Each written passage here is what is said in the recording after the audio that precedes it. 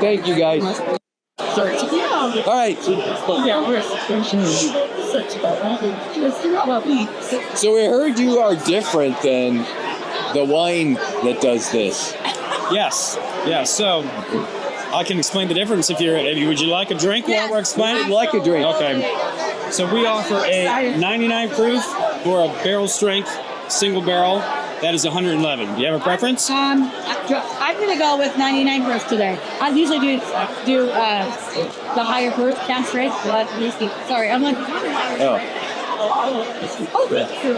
You don't have a free hand. So I'll tell you what's different about this, okay?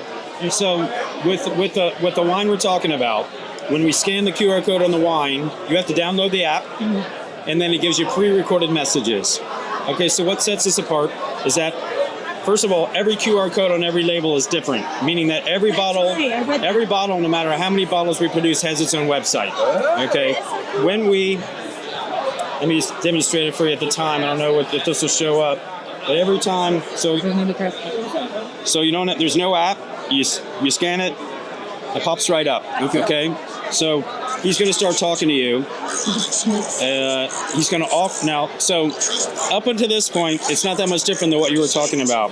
He'll offer to tell you some stories. Those stories are kind of preset about the brand and things like that. But the part that's different, the part that we applied for a patent on, is that if you choose leave a message, what he says is, tell me what you want to say, and I'll deliver the message for you like a cannonball wrapped in charm. Okay? So you're going to go up here. You're going to have a text box. You start typing your message in, up to 30 seconds long. When you click generate, he'll reanimate again, and he'll speak your message back to you. So cool. If you like it, you click on accept, and it locks it into that QR code on that bottle forever. And every time after that, the custom message plays first, and then all the rest of the stuff. So if you're giving it as a gift for somebody, you can customize it to the person's name and the occasion. Every bottle I have at home has a different dirty joke on it. So it's really hilarious to make this general, say certain things. But the patentable thing about it is that what it allows you to do is, normally if you're customizing a product, a consumer product, the brand has to customize it for you. They do a custom label, they engrave it, they produce the juice for you or whatever. But this allows the consumer themselves to customize every single product that ever comes off their production line. They can customize it and change it forever and lock it in. So it's we always lead with the bourbon though, because the juice is good. Well, you got. And so Yeah. if the bourbon isn't good, then it'll be a flash in the pan and it'll die out. But this bourbon, I hope you would agree, it's good. It's really good. I enjoy it. Here, before you try this. That's really good. I mean, I think what I love about this, which is what I just quickly observed, is the fact that it's like something historical, good bourbon, and you're bringing it into the future too with the AI. Yeah. I think that's like full circle, very cool. I mean, we get jazzed about like history, things like that anyway. So what's the story behind actually General Thomas Kentucky Bourbon, other than just like you have this AI technology built in here? Well, so I live in a town called Fort Thomas. Okay. If you go to northern Kentucky, there's a lot of towns named, Fort this, Fort that. And so I was always really interested in the history of that of the town and him. Nice. So this really began with a brand called George Remus. And so I love telling the story of it's such a fascinating story if you live in that area, that I would always Google the story, and then I would give a few bottles out, and I would tell a story because it's really fun to share. But then next time I did it, I had to Google it again to remember it. And so I always wanted the bottle to be able to tell the story. And so I guess that, and so I think George Thomas has an interesting story. He's a very successful Civil War general, never lost a battle, all that kind of stuff. But just the chance to combine a really nice premium bourbon with this kind of new tech. Those are the two things I'm really passionate about. It's learning about AI and really nice bourbon. And so smashing them together in this has been a lot of fun. So it's been surprisingly, something that started out as kind of a hobby for me. Yeah. It's been surprisingly successful. So sold a couple thousand bottles so far since July and August, and people sold out over Christmas. Party stores, liquor barn up north ran out before Christmas, and so it's been really fun. So is this a family affair? Just me. Just you? And what is your name? Dan Gorman. Nice to meet you. I'm Dawn. My husband, Michael. Michael. We're whiskey nerds more than anything, and then we have a little small YouTube channel that we're growing as well. We're not quite to the big guys yet, but we're learning. But more than anything, we just love like whiskey like everybody else. But I mean, we're techie people. I'm an accountant. He's a programmer anyway too. But so I see this kind of stuff, and I think it's really cool to try to figure out how you can blend the past with the future. I think that's awesome. Yeah, and there's kind of a delicate balance too if you're going to use AI, because AI kind of freaks people out sometimes. You don't want to be creepy or whatever. So I think it's kind of a fun thing to do, where it just feels like pretty natural and fun, as opposed to trying to create something that weirds people out. You know what I mean? And so, people are so scared. Yeah, this is obviously not a real person talking. We're not trying to clone anything or whatever. We're just having some fun with it. And so it's a fun way to That's cool. to mix the new tech with you. So tell me about the generals and the names. Tell about General Thomas? Yeah. Well, okay, so I'm not a historian, but I will say that. As you're learning, right? So he was born in Virginia and was raised in Virginia. His family actually had slaves, and so when the country started dividing because of that issue, he actually went to the North and fought for the North, and became one of the most successful generals during the Civil War. Like they say, he never lost a battle. So he's really known for a battle. He's known as the Rock of Chickamauga. Okay, is because there's this super crucial battle in Chickamauga, which is kind of like the Tennessee-Georgia border, and so the Union troops were just getting kind of like creamed, And so he stood on this hill, and he basically held off the South long enough to save everybody and make this retreat, and kind of held the line for them, and so it kind of prevented this total rout. And he became extremely well known for that. Now, our town, Fort Thomas, is named after him. He's never been to Fort Thomas, and so, but his family never acknowledged his existence again once he left to go fight for the North. And so, yeah, it was.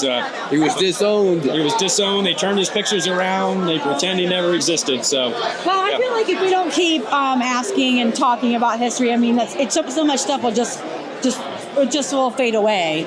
And, because everybody, like everything we go to visit, a lot of times it's like you forget like the true battles that we had in our country to make our country what it is, So, if it's just something little small contribution, it's just we got to keep telling the story. And this is a fun way to tell a little bit of history, and a little bit, like I said, again, repeated that whole moving into the future. I don't know. I think it's cool. So, what do you think? I think it's equally as cool. So the question is, why did you want to get into bourbon making or bourbon selling? I mean, the AI's cool. Well, bourbon is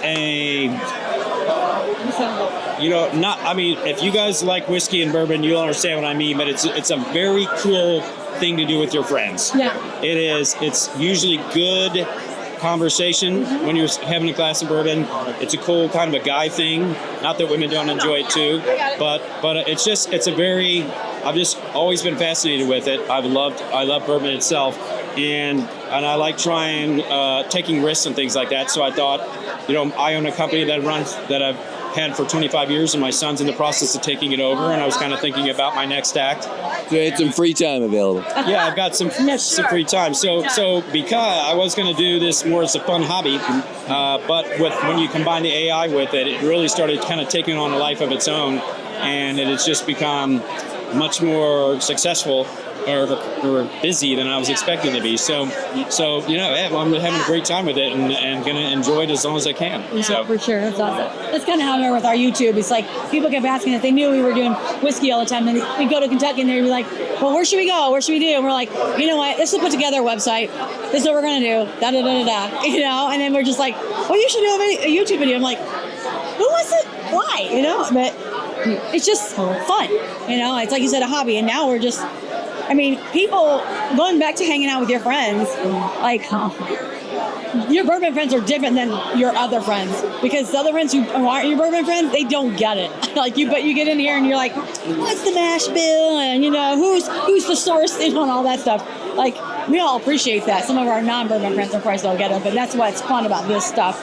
And I think it's exciting. So it's fun. She said you're a programmer. What you mean by that? All right. So my background's in business, but also programming. So we had our own company that dealt with manufacturing systems. So we did a lot of factory floor automations and then custom built, custom written systems. So we wrote a couple of MRP systems that still are in service today after 23 years. So that's my program, is designing systems, because at the time I was the only one who I knew that could program. I programmed them, and then it later became me just designing systems, having someone else program them, and now I'm retired, semi-retired into photography and Bourbon and content channel. Yeah. Now you'll probably appreciate this, that I'm an investor in an AI startup. How good. And so when I was, this is something completely different. When I was coming up with the concept here, I've got, so I always wanted the bottle to tell the story. But then I got a buddy that owns a tech company, and he said, if you could use AI to leave a custom message on every bottle, that would be really cool. And you could probably figure out a way to do that. And so I came up with a one-pager, and I gave it to the company that I invested in, because I knew they had a team of AI developers. Crazy. And they looked it over. They're like, yeah, we can do that. It's going to cost you $250,000. It's going to take us about 14 days, 24 hours work with four people on the job, I'm like, oh. And so I gave it to one of my best friends. His son was graduating Georgia Tech with a specialty in AI. And he would teach grad students AI when he was an undergrad. And so I gave him the thing like a week later. And he was like, yeah, I could do that for you for $5,000. Yeah. And so oh my gosh. he knocked it out of the park, and he had it done faster than the other guys were going to do it. And he and a buddy did it. And it's kind of like, I get the impression like all these AI kids, they're in like a house like the original Facebook movies, where they're all just like, they go to their startups and they work for these companies, and they come home and they just code, and they're pounding Red Bull, and they're just like, it's just for the joy of all of the creation, So I mean, you think about those tech giants like the Bill Gates and all those guys who did all that stuff, the guy the Zuckerberg who quit, they all quit college and do their thing. They're just super smart guys, Excuse me. Well, if somebody who had an idea, or somebody who could carry that idea through to the end, and if it's, you throw enough spaghetti on the wall, something's gonna stick, and Facebook stuck. How cool is it that this young kid does doing that? So I mean, that's fantastic. Yeah. I feel like I got him right at the right moment. If he's been out of school a year now, and if I would have asked him now, he would have been like, it would either be more expensive or he would have been too busy. So I got him right at the moment in time. Good for you. Good for you. Well, I hope you guys have great success with this. It sounds a lot of fun. Like you said, it is good whiskey. So do you want to try the cask strength? Okay. Just turn it off.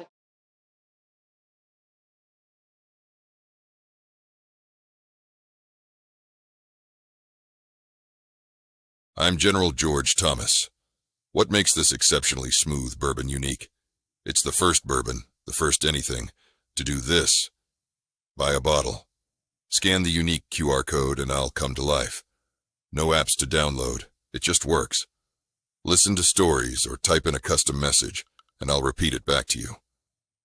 Once you accept it, it locks your note into that bottle, and only that bottle, forever. After that, every time the code is scanned, it's the first thing that plays. Come on, did I just blow your mind? General Thomas is the first bourbon that talks back, perfect on your bar, unmatched as a gift. Stick around for a few examples.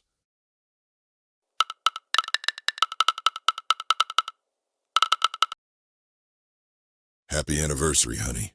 You're so stinking sexy, I can't stand it.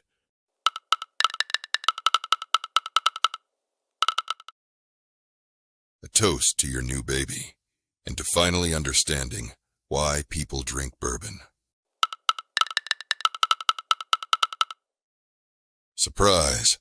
I brought you bourbon instead of flowers. You're welcome.